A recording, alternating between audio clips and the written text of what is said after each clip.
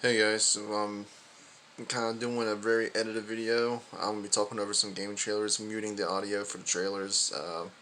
But this is just me. Basically, this is not a top 10. This is just me basically saying what games I'm excited for this year. Hopefully, this gets uploaded. I'm hoping the guy it does. I'm trying something new. I hope you guys really do enjoy this. I'm editing a lot more now. So yeah, please let me know if you guys really do enjoy this video. And without further ado, these are the games that I'm excited for that are coming out this year, and yeah, let's get right into it. Alright, so the first game I'm excited for is coming out this year. It doesn't have a release date yet, but this is a new game from a new studio by the name of Boss Team Games, and this is a 4v1 asymmetrical horror game set in the universe of Evil Dead. It's Evil Dead the video game. I am so fucking pumped for this. If you know anything about me, you know I'm a huge Evil Dead fan. I love the franchise. I think there's no bad movies. I even love the remake that came out. And the TV show, Ash vs. Evil Dead, is honestly in my top 5 favorite shows of all time. Fortunately, the show got canceled, but when I heard they're making a video game, my mind ran wild with like ideas. And I will tell you this: a 4v1 asymmetrical horror game was definitely not on my mind when I heard this. I thought it was gonna be like a very single player experience. But from what they showed off in the trailer, which you're seeing now, it looks very interesting. You get to play as a bunch of characters from all Evil Dead films and the TV show. You get to play as the demons from the movies and the TV show. One person plays as the demon, trying to hunt you down and stop you from trying to stop the evil it's trying to create, while you and four of the friends basically have to stop this demon. And it's basically in the same vein of Dead by Daylight. And I think this game can be done like can be very good if one is reasonably priced. We don't know the price of it yet. I'm guessing it's probably gonna be a $40 game, but this game could be a great competitor to Dead by Daylight if it's done well. And I have a feeling from what I've seen in the gameplay footage, this game looks very interesting. It looks like a mix of Dead by Daylight and Friday the 13th, and I'm pretty fucking stoked, man. I cannot wait to play as Ash vs. Evil Dead Ash and just fuck some shit up. But it looks really good, especially for a first-time studio. This looks like an amazing game. Looks like they do care about the franchise, the Evil Dead franchise, and all that, which is a good thing. I wouldn't want this game even to a developer doesn't give a shit because they could fuck it up. But it looks like this studio does actually genuinely give a shit about the game. And I know there's a lot of people who are really upset at this game will not have a single player campaign. But I would say just wait for the game to come out, wait for reviews, see if you want to get it. I'm personally stoked for it. I don't mind it being a multiplayer only game, but I can see when people are upset. But me personally, I'm super excited for Evil Dead the game. I can't wait for it to get a release date so I can go ahead and drop my pre-order on it. And I'm just so excited as an Evil Dead fan. I am so pumped for this game to hurry up and come out. So yeah. All right. So next up we got Far Cry 6. Now I probably shouldn't be excited for this. This is a Ubisoft title, and for the past few years, they have been really that good with making games. I mean, the last good game honestly they made to me was Phoenix Immortals Rising. Even still, that was kind of like a Breath of the Wild kind of ripoff at times. But the one game series that I always count from Ubisoft that could be great is Far Cry. Far Cry 2, 3, 4, 5, Blood Dragon, not so much New Dawn. But I love almost all the Far Cry games. And I'm actually pretty excited for Far Cry 6. And the fact that they got an actor from one of my favorite TV shows, Breaking Bad, the guy who played Gus Fring, they got him to be the villain Anton in this game, which is so badass. And they are implementing new and old mechanics. Like they are actually implementing some old mechanics from Far Cry 2 from what I saw. Where you actually have to pull out your phone and actually you can look for shortcuts and like look for a loot and all that. It looks like they're implementing new style Far Cry with the old style Far Cry. And that's honestly what we kind of needed. As much as I did like Far Cry 5, it felt a bit underwhelming. I still love the villains of the game. I love the Seed family. But just the gameplay just felt so underwhelming compared to Far Cry 3 and Far Cry 4. It just felt the same. And I know this game is going to be just about the same as those, but it looks like they're trying some new ideas with this game, and really that's what Far Cry needs right now is new ideas, and hopefully Ubisoft can do that. I love the location of this game. I love the way it looks. I love the companions you can get. Um, they're really trying to. They're really just throwing like grounded reality out the window with some crazy over the top fucking weapons. I mean, they showed off a sardine can launcher, a minigun powered by a engine, a fucking CD launcher that plays the Macarena. I mean, they're really trying to go for, fun, over the top type stuff, which is what I like. As long as they do it well, they do it correctly, and thank you God they are returning a voice protagonist in this game. You can still choose between male or female, which is great. But they're going to be fully voiced, unlike Far Cry 5's protagonist that was completely silent. Now, hopefully, they make this protagonist more charismatic. I felt like AJ from Far Cry 4 was very bland. Jason Brody, he was a good protagonist. I do think Jason Brody is the peak Far Cry protagonist. You saw his arc go over time because the island was transforming him. But the deputy in Far Cry 5, I know they were trying to make it seem like, oh, you are the deputy, you are him, that's why he's silent or she's silent.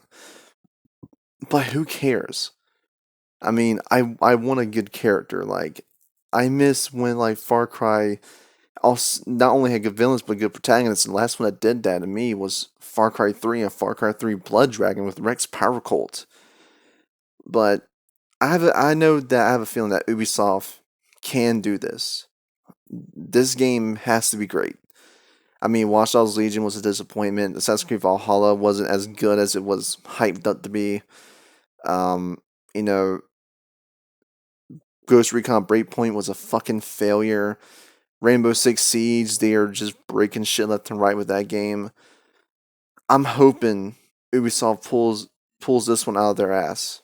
They need this, and I have hope.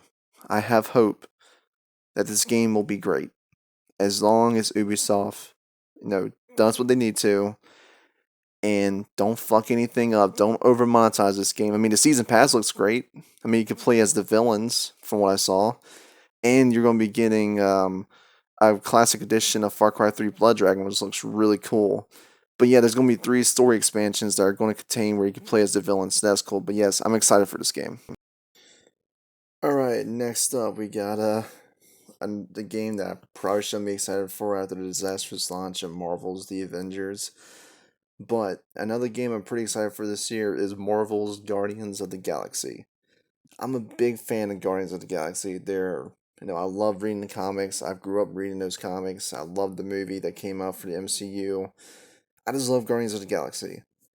And when I saw that they were doing a Guardians of the Galaxy game, I was like, please God, don't let it be multiplayer focused. But surprisingly, they haven't said anything about multiplayer for this game. They said this is a single player focused game where you play a Star Lord.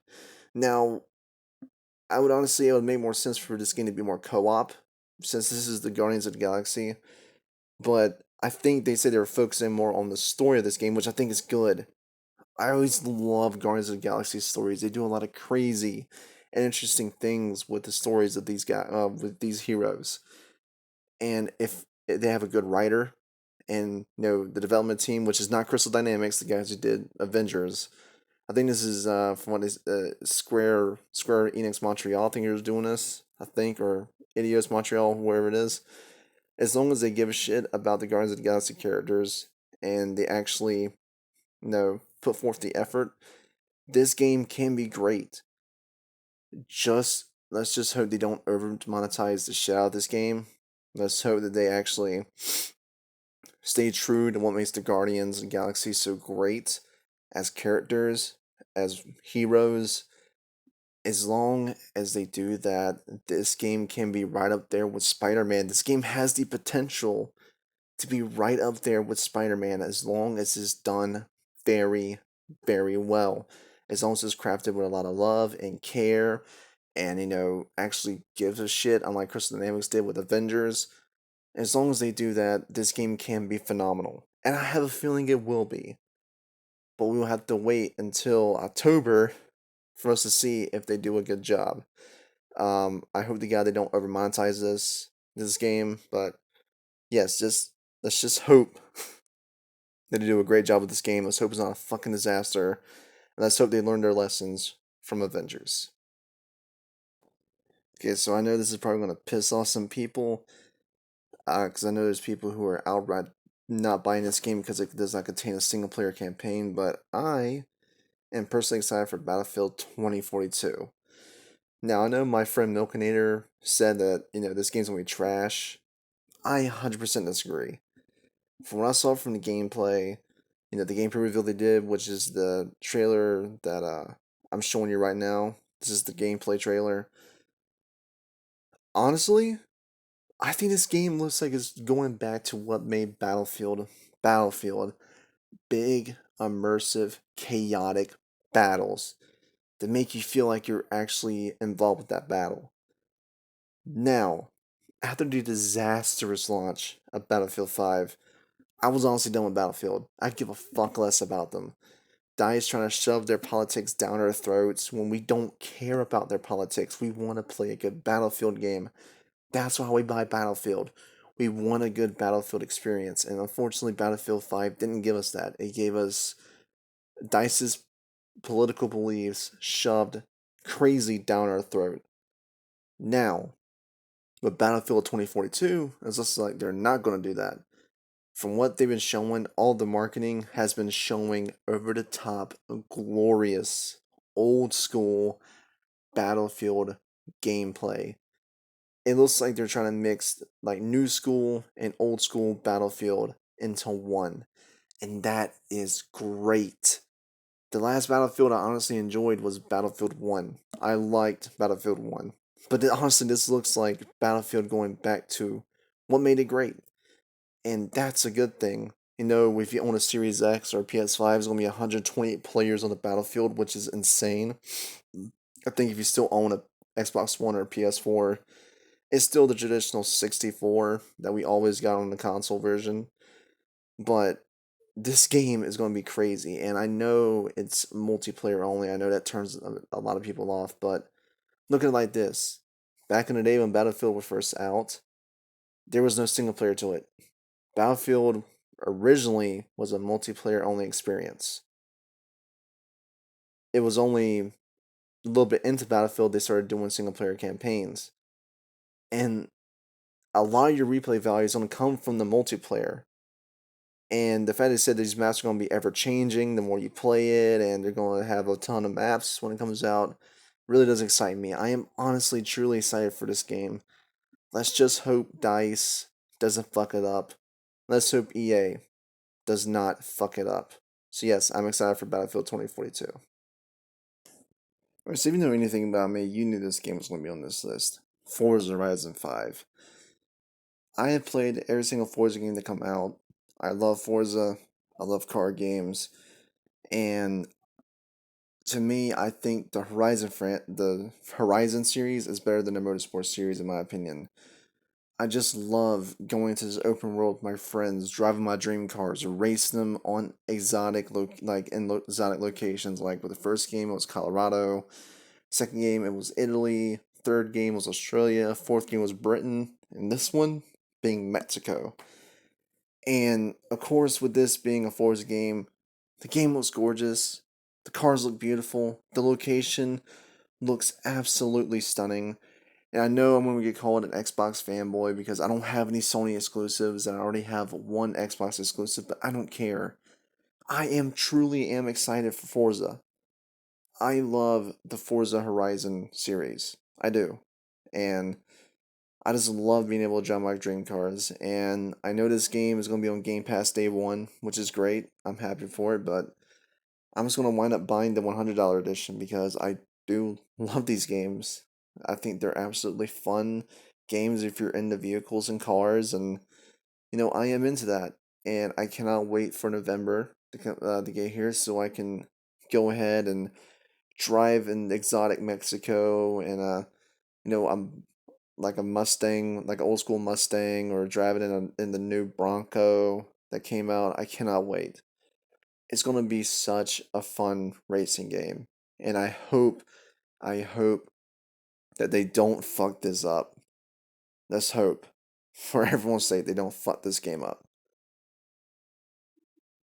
Alright, so next up on my list, I have Back for Blood, which is the spiritual successor to Left 4 Dead. Now, I am excited for this game, but I do have a lot of skepticism because of the developer that's making it, Turtle Rock. They made Evolve, which was a super monetized game. Now, if they learned their lesson from that game, this game has a chance to be an amazing top tier game of this year if done correctly. Stay true to what made Left 4 Dead, but add new things, which is what they're doing. But with this whole addition of the card system, I don't know. Let's hope they just keep that where you have to earn them in game. Please don't make us have to pay for those. Make us earn those. If you want to do monetization, keep it purely cosmetic. Don't go over the top with it like you did with Evolve. Learn your lesson. There's a reason why the game died quick, and you don't want this game to die quick either. There's a lot riding on this game. We don't have a good Left 4 Dead-esque game. Sure, we have World War Z, but it's just not the same as Left 4 Dead. You really have to make sure you get the Left 4 Dead formula right with this game. You know, get it right. Don't fuck it up, because there's a lot of Left 4 Dead fans that are looking towards this game as their next Left 4 Dead. And I'm generally pumped for it since it's going to be day one on Game Pass. I don't have to buy it. I can play it, do a review on it, tell you guys if it's worth the money. And hell, I may even buy it myself if I like it enough. But for PlayStation players, you guys may have to settle for just waiting for reviews to come out. But if you're a PC and Xbox owner, you'll get it day one on Game Pass. I would suggest doing it that way. If you like it enough, go ahead and buy it if you want to. Me personally, I want to download it off Game Pass and see if I like it. But I am excited for the game. I just have some doubts about it, but I am still generally excited for it.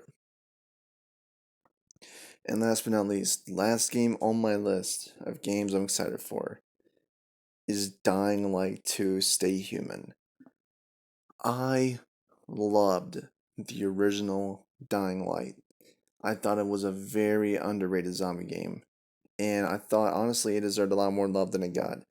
Granted, over the years, people started to love the game more. It's become a people considered it one of the best zombie games to ever come out in a long time. And me personally, I agree. It had a fun story, it's a bit generic. Fun combat, fun parkour, great locations, a very intense night cycle. The game was just overall fantastic. And you can tell Techland really enjoyed making it. And I'm so happy they got to do a sequel to the game.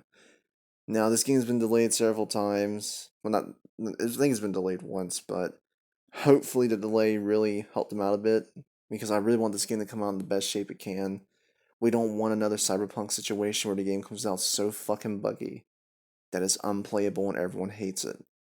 I want this game to do as well as possible, and I have no issue putting down $100 for the premium edition, which is what I did. I already had my copy pre-ordered. As soon as they were available, I did it. That's because I have faith in Techland. I have faith after I saw what they could do with the first Dying Light, and I know they can up the fucking ante with Dying Light 2. With them introducing, a choice mechanic where, the choices you make will impact the world around you, which is awesome.